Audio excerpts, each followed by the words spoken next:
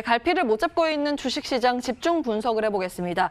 미증시는 큰 변동성을 나타내고 있죠. 그에 비해서 한국 증시는 잘 버텨주고 있긴 한데 사실 미국 증시 신고가 갈 때 한국 증시가 그렇게 오르지 못한 측면도 있습니다. 시장 주변에 넘쳐나는 풍부한 유동성, 우리 시장을 믿어볼 수 있을까 한번 진단을 해보겠습니다. 이베스트 투자증권 신중호 투자전략팀장 모셨습니다. 안녕하세요. 네, 안녕하십니까. 네, 바쁘실 텐데 시간 내주셔서 감사합니다. 네.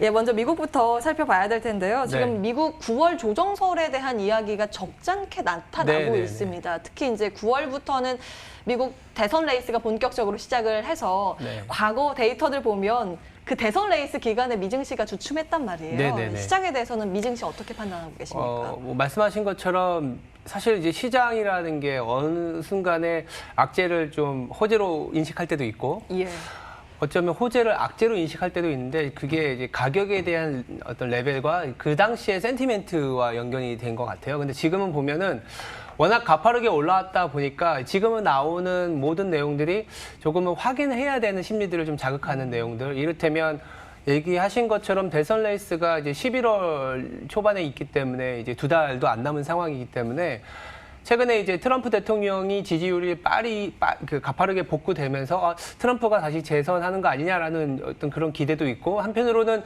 바이든 대통령이 아니면 바이든의 어떤 민주당 후보에 대한 공부를 그렇게 많이 해놨었는데 다시 다른 공부를 해야 되나 이런 불확실성이 있기 때문에 그런 불확실성 자체가 가격이 높아진 상황에서는 좀 쉬고 가는 그런 국면으로 도출될 가능성이 높다라고 보고 있고요.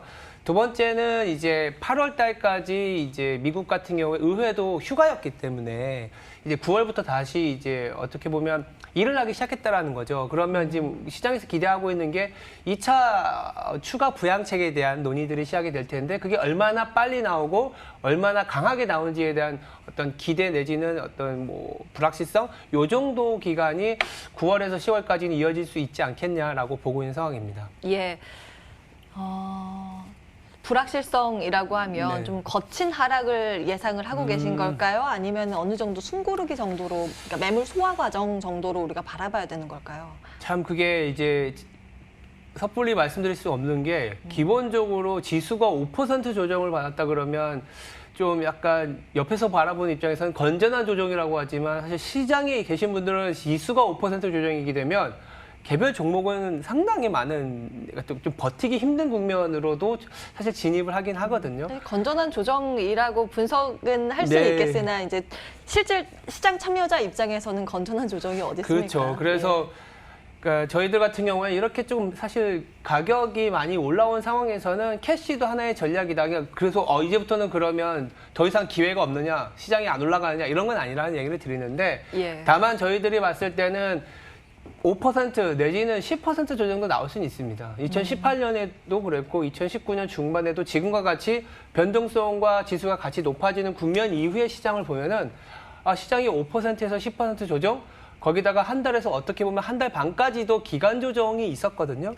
굉장히 시장이 사람을 피곤하게 하는 장이 사실 있었어요. 그럼에도 불구하고 정책적으로 그리고 현재의 경기를 끌어가는 주요 어떤 성장이 아직 사라지지 않는 한 시장은 또다시 기회를 신고가를 간다든지 회복을 한다든지 그런 기회를 줬기 때문에 저희는 머지않아 올해 말에서 내년 초에는 다시 언제 그랬냐는 듯이 시장이 좋은 국면으로 진입할 거라고 보고는 있지만 당장은 좀 가격 자체가 올라온 거를 조금은 감안을 해야 된다라는 얘기를 드리고 있습니다. 단기 급등한 측면이 있기 때문에 그것을 인식하는 구간에 이제 진입을 했다라는 정도로 말씀을 주셨고, 그럼 우리 시장은 어떨까요? 사실 앞서 이제 여는 말로 제가 말씀을 드리긴 했습니다만 미증시 신고가 달릴 때 우리는 신고가가 뭡니까? 아직 박스피에 갇혀 있는 그런 모습이기 때문에 맞습니다.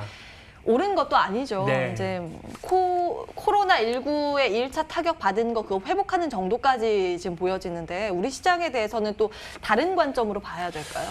예, 말씀하신 것처럼 우리가 8월 13일인가요? 저희가 2,450인가 연 고점을 찍고 나서 지금까지 거의 2주 이상 어떻게 보면 기간 조정을 거치고 있는 과정이죠. 그때 이제 미국은 신고가를 뚫었었고 예전에는 미국은 가는데 한국이 안 간다? 그러면 당연히 달러가 강했기 때문이야 라는 얘기를 하는데 동기간에 보시면 달러도 약했어요. 거기다가 옆에 있는 나라가 위안화가 약세를 보이면 중국 때문에 못 간다 이런 얘기를 했었는데 중국도 또 위안화 강했었거든요. 그러면 위안화도 강했고 달러도 약했고 미국 증시도 좋았고 중국 증시도 좋았는데 한국 증시가 왜 안 좋았느냐라고 보면 한국 증시만의 고유의 약간 악재 내지는 좀 모멘텀이 좀 둔화된 기간이었다라는 얘기를 할 수밖에 없는 거고 굳이 이유를 찾자면 우리가 이제 코로나19 재확산이라는 문제가 떠오를 수밖에 없는 부분이고요.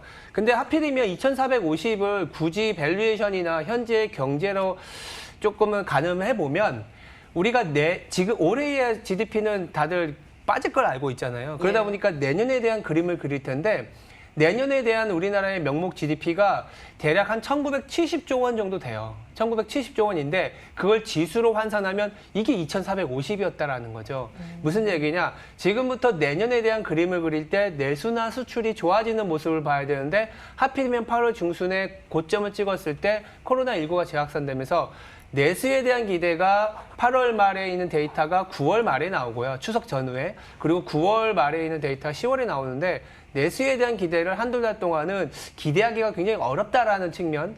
더불어서 수출 데이터를 봐야 되는데 9월 초에 나오는 수출이 전년 대비 마이너스 폭이 조금은 더 확대돼 버렸습니다. 마이너스 7%에서 마이너스 11%까지 확대됐기 때문에 이게 돌아서는지를 확인하는 구간이 또 10월 1일이거든요. 그래서 좀 말씀을 드리면 단기적으로 가격이 내년 명목 GDP까지 땡겨온 상황이기 때문에 당장 단일 지표로는 수출 데이터가 10월에 돌아서는지를 확인하는 구간이 우리나라는 좀 가격 조정 내지는 기간 조정으로 나타나고 있는 거 아니냐 이렇게 좀 말씀드릴 수 있을 것 같아요. 예, 그래서 사실 우리 시장은 외풍에도 잘 견뎌내고 있는 시장입니다. 이제 개인 투자자분들의 자금력으로 인해서 끌고 올라가는 증시인 것만은 확실하고요. 오늘도 네. 그런 장세가 나타나고 있습니다. 양 시장에서 개인이 1,000억 원 이상씩 순매수하면서 지금 지수가 상승 쪽으로 다시 돌고 있거든요.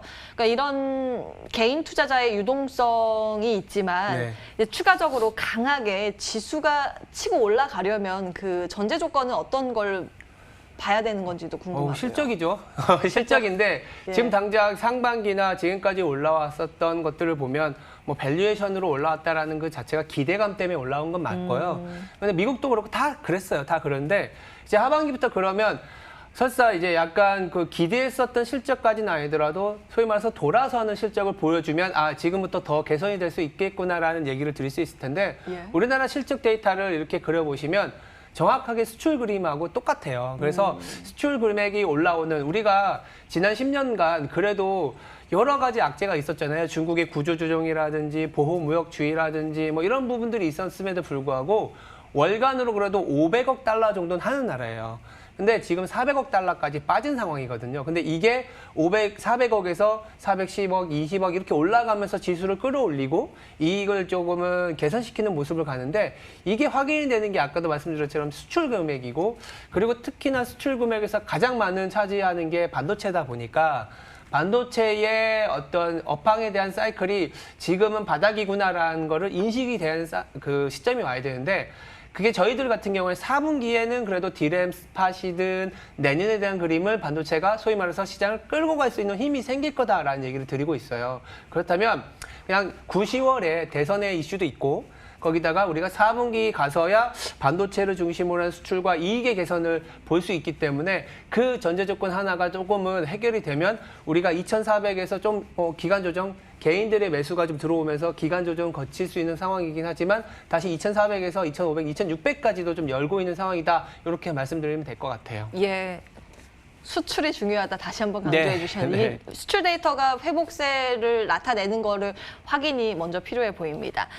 전략적인 측면으로 검토해 보자면 지금 K 뉴딜 지수의 이슈가 크고 또 친환경 관련 기업들의 어떤 지수 탄력도가 굉장히 더해지고 있는 모습이라서요. 네네. 이쪽에 대해서 어떻게 분석하고 계세요?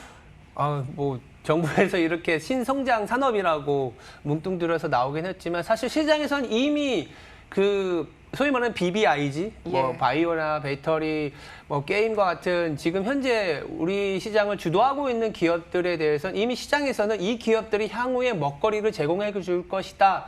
이렇게 이제 이미 시장은 반영을 해 왔어요. 예, 네. 여기 40개 종목 들어가 있는 거 보시면 굉장히 익숙한 기업들이에요. 네, 맞습니다. 사실은 다 알고 계신 종목들이고. 일각에서는 정부가 뛰어들면 이제 또 역으로 또 안 좋아지는 거 아니냐라는 얘기는 하지만 예. 사실 아무도 모르죠. 모르지만 굳이 이제 어떠한 사이클적인 측면에서 본다면 항상 이렇게 경기가 뭐 하드 크래시가 급락하고 나서 어떻게든 연준이나 중앙은행 내지는 재정 지출이 나오고 나면은 그 이후에 세상에 대한 꿈을 갖고 가는 기업들 내지는 주식이 발현하게 되는데 우리가 긴 사이클에서 뭐 통신이나 에너지, 자동차, 가까운 반도체 이런 사이클을 봤었고 지금 명명하고 있는 뭐 BBIG, K 뉴딜 지수에 포함되어 있는 기업들이 향후에 어떤 성장의 과실을 갖다 줄 거다라는 얘기를 하고 있어요. 그러다 보니까 이 시장이 계속 열려있는 상태에서는 이런 주저주들이 사실 꺾이진 않았었어요. 그래서 이 시장 자체를 굉장히 안 좋게 볼 필요는 없지만 다시 한번 또 되돌이표로 말씀드리면 이런 시장, 성장을 갖고 가는 기업들이 더 추세적으로 올라가려면 펀더멘털적으로 우리나라가 돈을 버는 이 자양분이 필요하거든요. 그 자양분이 뭐냐면 경상수지로 찍히고 그게 돈으로 내 손으로 그러니까 선순환이 돼서 다시 기업들에 대한 유동성을 보강돼야 되는데 그게 이제 수출 데이터. 그래서 그런 부분들의 선순환은 우리가 한 4분기에는 볼 수 있지 않겠냐 이렇게 말씀드리고 있습니다. 아유, 질문 드릴 게 더 남았는데 다음에 한 번 더 모셔야겠습니다. 오늘은 여기에서 정리하도록 하죠. 이베스트 투자증권 신중호 투자전략팀장과 함께했고요. 출발 마케돈 2부도 여기에서 정리하겠습니다. 시장 양호한 흐름입니다. 이어지는 순서들을 통해서 좋은 전략 세우시기 바랍니다. 고맙습니다.